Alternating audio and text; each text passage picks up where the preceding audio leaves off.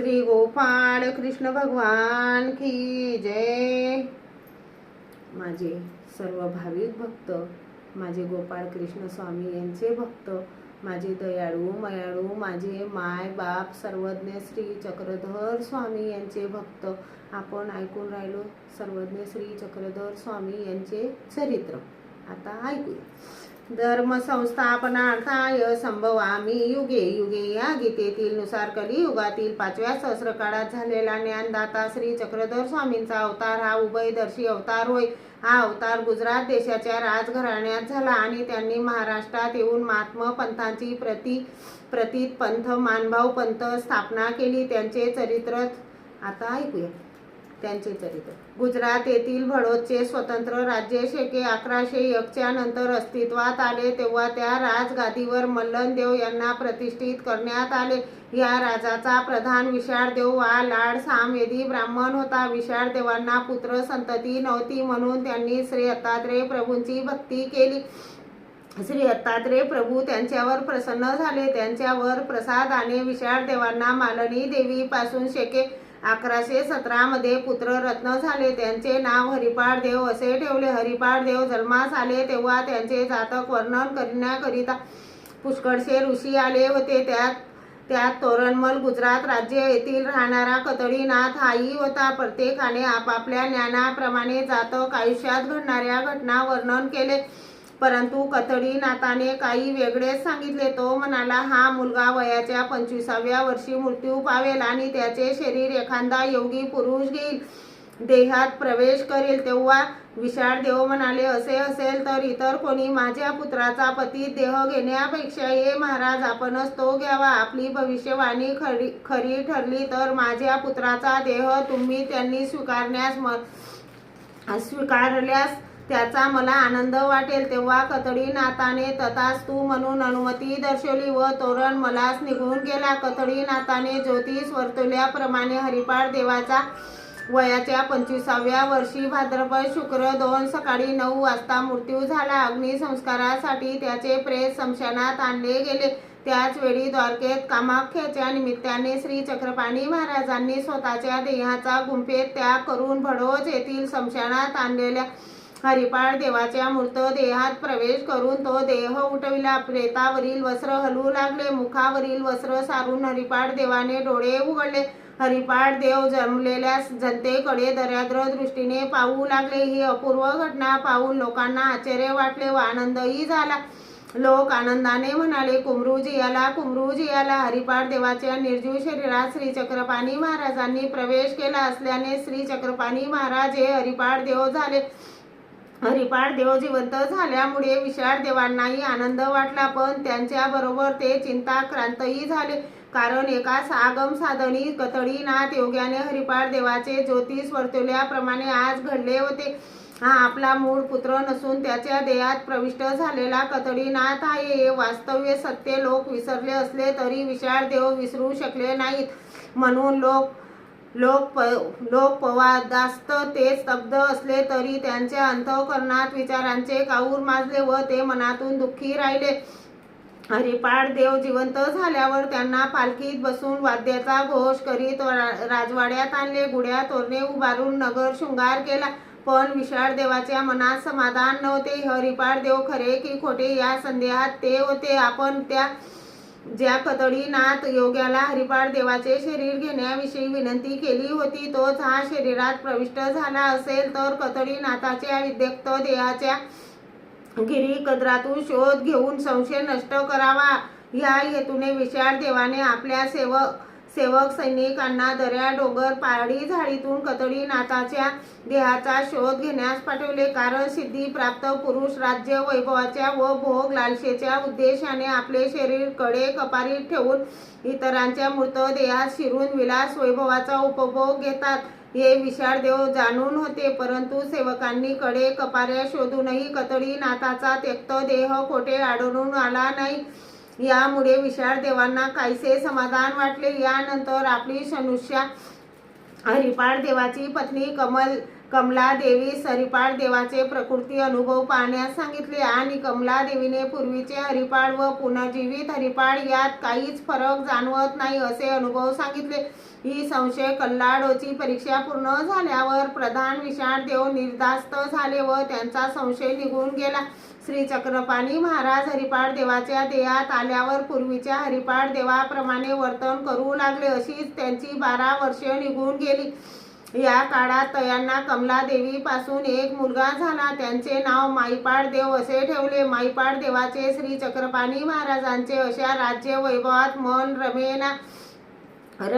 रमेना, कारण ज्या कार्यासाठी अवतार घेतला ते कार्य तसेच पडून राहिले. म्हणून त्यांनी औदासीन्य धारण करून राम यात्रेला जाण्याचा माता पित्यांजवळ हट्ट धरला. रामाचे दर्शन घेतल्याशिवाय मिष्टान्न पदार्थ ग्रहण करणार नाही अशी शपथ घेऊन ते ताक भात खाऊ लागले. त्यामुळे त्यांचा देह रोडावला. हरिपाठ देवाची सर्वांग सुंदर मूर्ती कुश झालेली पाहून त्यांच्या माता पित्यांनी जड अंतःकरणाने त्यांना राम यात्रेला जाण्यास परवानगी दिली. विशाळ देवाची आज्ञा मिळताच हरिपाठ देव श्री चक्रपाणी महाराज रामटेकला जिल्हा नागपूर जाण्यास निघाले. तेव्हा गुजरात व महाराष्ट्र राज्याचे वैरत्व असल्यामुळे मराठी राज्यात हरिपाठ देवांना मराठी सैनिकांकडून उपसर्ग होऊ नये म्हणून विशाळ देवांनी त्यांच्याबरोबर लढाऊ सैनिकांची तुकडी दिली. त्यांच्यासह ते शके 1154च्या फाल्गुन मासात राजवाड्यातून बाहेर पडले. हरिपाठ देव पालखीत बसून सैनिकांसह गुजरातेतून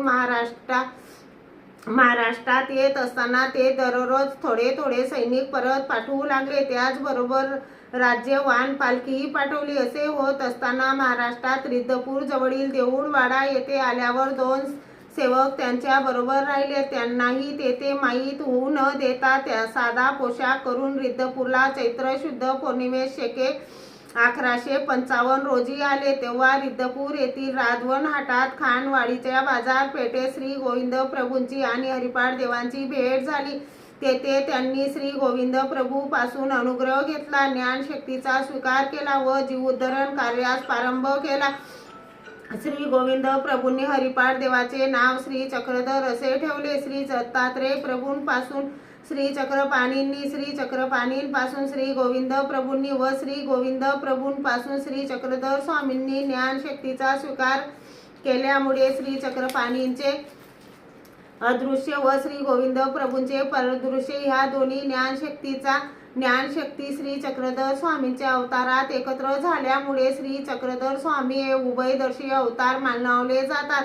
यानंतर श्री चक्रधर स्वामींनी हरिपाठ देवांनी पूर्वीचे वस्त्र उतरून ठेवली व डोक्याला आणि कमरेला 4 हाताचे वस्त्र गुंडाळून ते रिद्धपूरहून निघाले.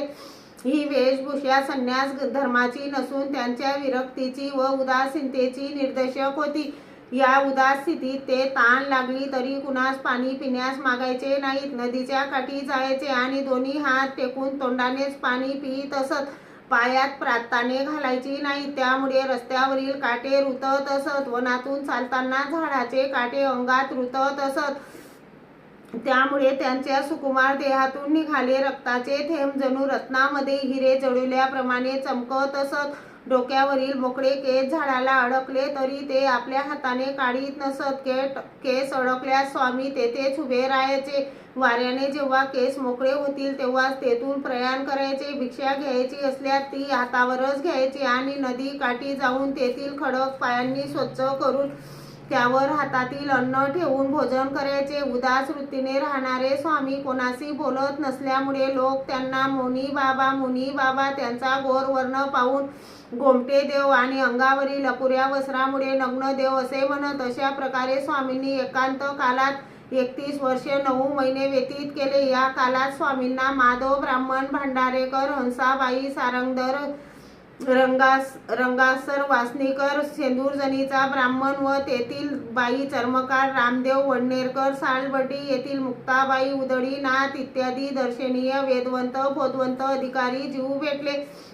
त्यांना त्यांच्या पुण्यकर्मानुसार ज्ञानदान देण्याचे कार्य केले. स्वामींनी एकांत काल एकटेच असत, सोबत कोणी नव्हते. म्हणून एकांत संपून शके 1186 पौष पौर्णिमेच्या दिवशी श्री क्षेत्र पैठण येथे आले. तेथे येथे येऊन त्यांनी संन्यास धारण केला आणि येथूनच त्यांचे जीव उद्धरण करण्याचे खरेखुरे कार्य सुरुवात झाले. स्वामी एकांतातून लोकांतात आल्यावर त्यांना पुष्कळसा शिष्य परिवार मिळाला. त्यापैकी बाईसा नागदेवाचार्य, माईन भट्ट, दाईंबा, चांगदेव भट, जानव उपाध्ये, नाथोबा, शांता, बाईसा, महादाईसा, खेई गोई, सादाईसा, औसा, आबाईसा इत्यादी प्रमुख होत.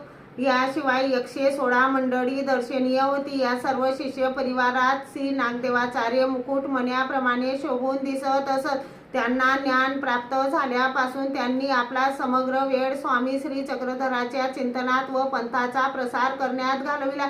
स्वामींनी आपले ज्ञानदानाचे कार्य 8 वर्षे 1 महिना 4 दिवस केले. या 8 वर्षाच्या काळाचे 2 भाग पाडले जातात. एक पूर्वार्ध काळ, दुसरा उत्तरार्ध काळ. बाईसांना प्रेमदान दिल्यापासून श्री नागदेवाचार्यांना संन्यास घेईपर्यंतचा काळ 4 वर्ष 1 महिन्याचा भरतो. यास पूर्वद काळ आणि श्री नागदेवाचार्यांनी संन्यास घेतल्यापासून स्वामींच्या उत्तरापंथे गमनापर्यंतच्या 4 वर्ष 4 दिवसाच्या काळास उत्तरार्ध म्हणतात. एकांकानंतर स्वामींनी 8 वर्षाच्या काळात महाराष्ट्रातील जनतेला मराठी भाषेतून व्यावहारिक व धार्मिक तत्वे सांगितली. उपदेश करताना अहंकाराचा लवलेश किंवा अन्य धर्माचा द्वेष नसे सांगितलेली तत्वे स्वामींनी प्रथम स्वतः आचरणात आणली, मग लोकांना सांगितली. ती अशी: अहिंसा, ब्रह्मचर्य, सत्य, प्रिय भाषण, सत्याजव, त्रिविध तप, भूत मैत्री, दर्याद्रता, व्रतत्याग, प्रवृत्ती धर्म, निवृत्ती धर्म, वैदिक धर्म, महाराष्ट्राविषयी प्रेम, निर्भयता, व्यवहार नीती इत्यादी अनेक आचार तत्वे जनतेला पटविण्याचा प्रयत्न केला. स्वामींनी आपल्या तत्वज्ञानात जीव, देवता, प्रपंच, परमेश्वर या 4 वस्तू नित्य व अनादीच्या असल्याचे सांगितले. या 4 वास्तू एकंदरीत स्वामींनी गृहत्यागानंतर 40 वर्ष महाराष्ट्रभर पायी हिंडून ज्ञानदानाचे महान कार्य केले. याशिवाय पुष्कळांना शित्यानंद, विद्यानंद दिला व काही अघटित कार्येही करून दाखवली, परंतु ती मोक्षाची साधन नाही असे सांगितले. श्री चक्रधर स्वामी आपले जीव उद्धरण्याचे कार्य करीत असताना विरोधाचे वादळ उठले. ब्रह्मसान व महादाश्रय सारख्या वैदिक पंडितांना तथा पैठणातील महाजनांना स्वामींनी वैदिक मार्ग नष्ट केला असे वाटे, पण तशी वस्तुस्थिती नव्हती. उलट स्वामींनी वैदिक धर्माचे खरे ज्ञान लोकांना करून दिले. पण हेमाद्री प्रवृत्तीचा विपरीत कल्पना होऊन त्यांना स्वामींचे कार्य रुचले नाही. म्हणून प्रधान हेमाद्रीने सशस्त्र सैनिक स्वामींकडे पाठवले, पण स्वामींनी आपले शिष्य श्री नागदेव यांच्याकडून त्यांचा प्रतिकार करून त्यांना पराभूत केले. यामुळे हेमाद्री आदी लोकांना स्वामींचे सामर्थ्य अनुभवास येऊन त्यांना शांत राहावे लागले. परंतु अशा लोकांकडून दुष्कृत्य घडू नये, पाप होऊ नये यासाठी स्वामींनी महाराष्ट्रातून उत्तरेकडे जाण्याचा निश्चय केला. स्वामींनी बेलापूर जिल्हा अहमदनगर येथे असताना आपल्या पश्चात भक्तांनी कसे राहावे याचे समग्र ज्ञान नागदेवादी भक्तांना 7 दिवस केले. शेवटी श्री नागदेव भट्टांना आचार्य पद प्रदान करून त्यांना म्हणाले की तुम्ही भक्त मंडळीसह श्री गोविंद प्रभूंच्या सन्निधानात राहावे असे सांगून माघ कृष्ण पक्ष चतुर्थी सेके 1194 रोजी बेलापूरहून निघाले आणि क्रमवशे मुक्काम करीत रिद्धपूर जवळील दाभेरी येथे आले. तेथे श्री गोविंद प्रभूंची भेट घेतली. मग त्यांनी आपला समग्र परिवार त्यांच्या सांभाळी घातला. दुसरे दिवशी तेथून निघाले व 7 पुढा पर्वत ओंडाळून ते उत्तरेकडे निघून गेले. तिकडे अद्यापही विद्यमान आहेत. आचारसूत्र स्वामींच्या समकालात सिंदन, कृष्णदेव, महादेव, रामदेव हे यादव राजे महाराष्ट्रावर राज्य करीत होते. स्वामी यादवाच्या राज्यास 40 वर्षे व भडोच येथे गुजरात राज्य 12 वर्षे असे एकूण 52 वर्षे दक्षिण भारतात विद्यमान होते. त्यांना उत्तरेकडे जाऊन शके 1107 पर्यंत 713 वर्षे होतात. स्वामींचे विस्तार रूप चरित्र. श्री गोपाळ कृष्ण भगवान की जय. सर्वज्ञ श्री चक्रधर स्वामी की जय.